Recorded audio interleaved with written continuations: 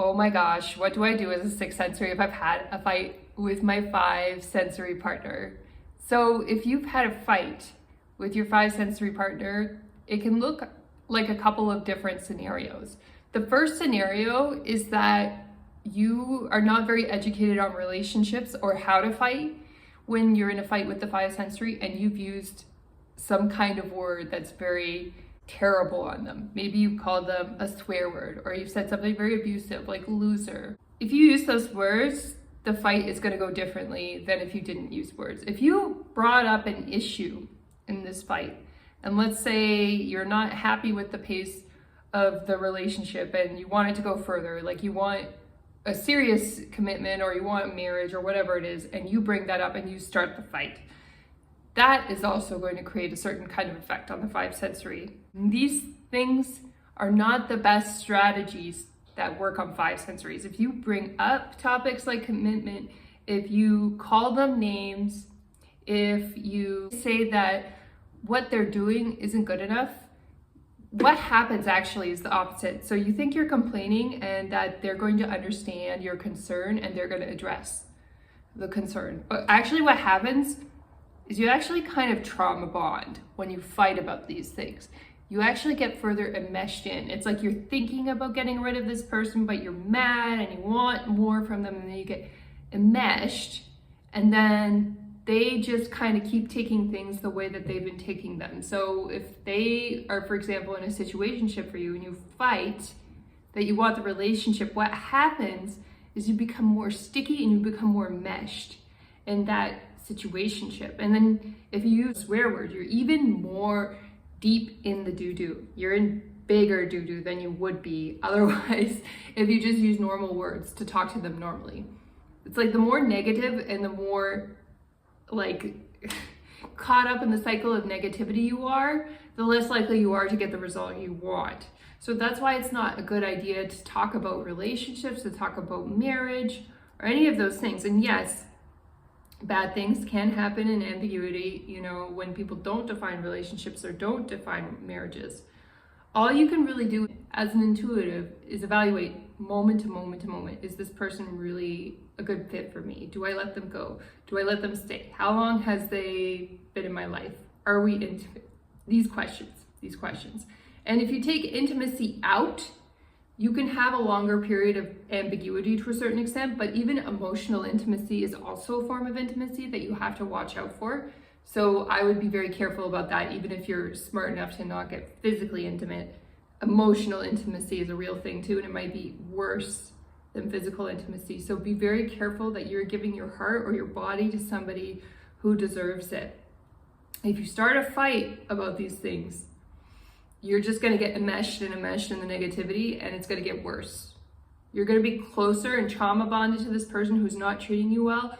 And then additionally, it's going to be harder to break up, and they have no reason to commit to you, you see, because you're not behaving well. You're not behaving in a very high vibrational way. It's the sixth sensory. And so what if they come to you and they start the fight with you? So that's a little bit different. That's really on them, right? So if they come to you, what are they fighting with you about? Let's say they're arguing that they want you to be intimate and you're not giving them that intimacy yet. That's actually bad, and it's on them for doing that, because you can't really put a timeline on intimacy. You're never entitled to it, right? And so you can bring up that point as a sixth sensory. If they don't want to see you anymore, they don't want to see you anymore. There's not much you can do. But at least you've been high vibrational and you've done your part to preserve your self-esteem and your self-worth in the argument, right? Or maybe they're putting pressure on you for something else. Maybe they want you to pay for something. You could be in a relationship, maybe they asked for like a threesome, or you could be in a marriage and they asked for an open marriage, polyamorous, and that's not something you agree to when you married. The thing is, if you agree to it, it's different. But if you don't want that, you don't like that, then you have to set the boundary properly with the five sensory to say, this is not my deal. And if they came to you first with this negativity, then that's on them. So if they decide to break up with you, they decide to divorce you over these issues, there's not much you can do as a sixth sensory except let them go and keep your dignity. What happens if a 5 sensory starts a fight with you that they want you to do something that you don't want to do as a 6 sensory, and then you agree to do it as a 6 sensory?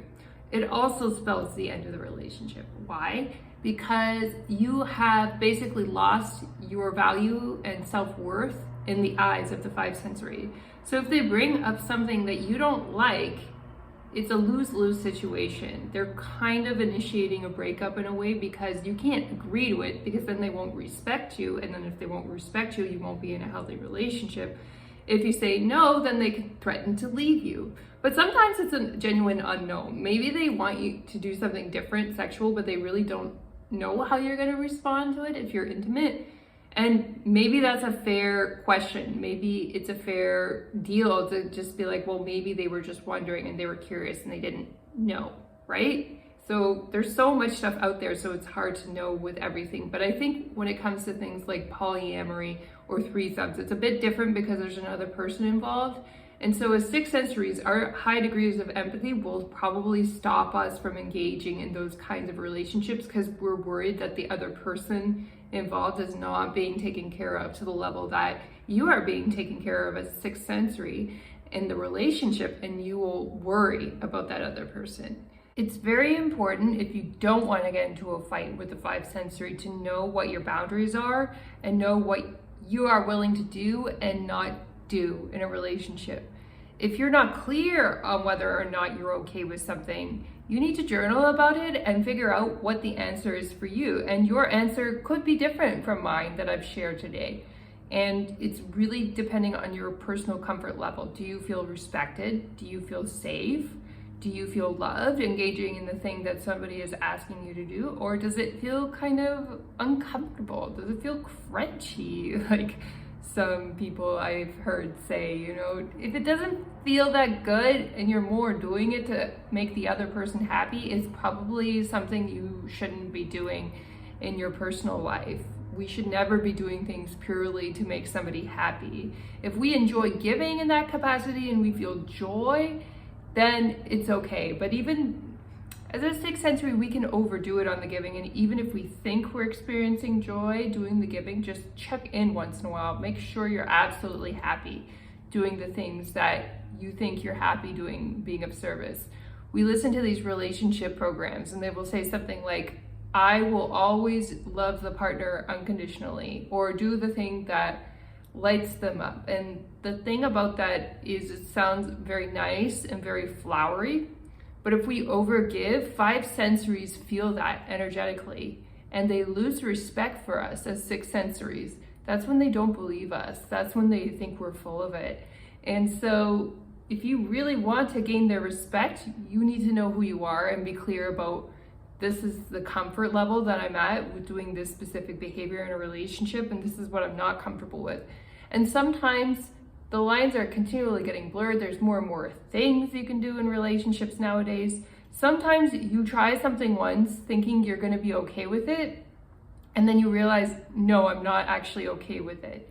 And then there are other things that you may try, and then it's just like, okay, this isn't a big deal. I can accommodate this. And if it's not a big deal, then maybe it's not a big deal. And then you don't have to have a fight over it.